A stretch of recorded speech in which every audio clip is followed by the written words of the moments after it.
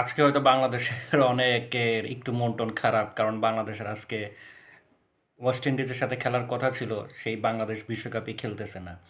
তো আমার যদিও খুব একটা বেশি মন-টন খারাপ হইতেছে না। কারণ আমি মনে করি যে স্ট্যান্ডটা বাংলাদেশ নিছে 100% ঠিক ছিল।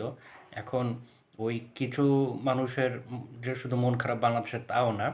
ওই যায়া দেখেন আইসিসিরও মন খারাপ এই ম্যাচটা দেখে। কারণ ফেসবুক স্ক্রল করতে করতে এখন এই যে ছবিটা দেখতে পারতেছেন এই ছবিটা দেখলাম। স্কটল্যান্ড ওয়েস্ট ইন্ডিজ ম্যাচের সময় টসের সময়কার গ্যালারি খা খা করতেছে। পরে হয়তো বা কিছু মানুষ আসলো ইডেন গার্ডেনের মতো এত বড় মাঠ ভরবে না অবশ্যই স্কটল্যান্ড আর ওয়েস্ট ইন্ডিজের ম্যাচ, সেটা বাংলাদেশ থাকলেও যে একদম কানায় কানায় ভরে যেত তাও না। অবভিয়াসলি খুব বেশি এর চেয়ে মানুষ বেশি তো হতোই, কিন্তু লস কি হইছে না আইসিসির? চিন্তা করে দেখেন তো। টিকিট রাইটস থেকে টিকিট তো যদি আমি বলি যে সেল হয়েই নাই। হ্যাঁ, বাংলাদেশ থাকলে যে খুব যে এর চেয়ে কয়েকশো গুণ বেশি হতো তা না, এর চেয়ে তো বেশি হতো। সবচেয়ে বড় ধরাটা কই খাইছে আইসিসি এখানে? আপনার বাংলাদেশের জনসংখ্যা কত?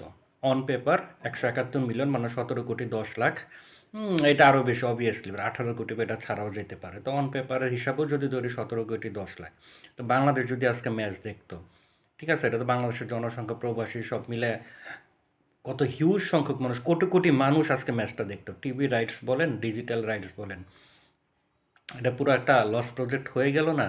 ওই চিপার মধ্যে গিয়ে আইসিসি ঠিকই একটু হইলেও আফসোস করতে পড়বে। কি কি হলো? তাদের কি লস হচ্ছে না? অবশ্যই লস হইতেছে।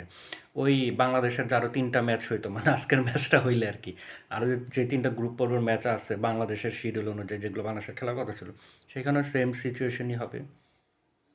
তো এটা কি আইসিসির লস না?